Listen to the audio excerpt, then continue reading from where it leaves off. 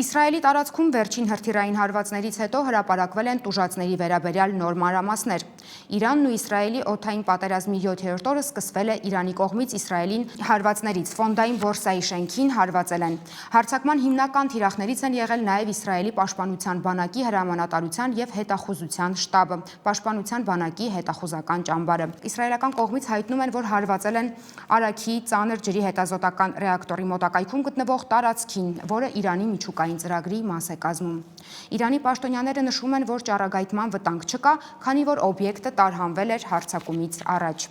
Իրանական լրատվամիջոցները հայտնել են, որ Թեհրանի ծայրամասերում կեսգիշերից հետո ակտիվացել է հակաօդային պաշտպանությունը։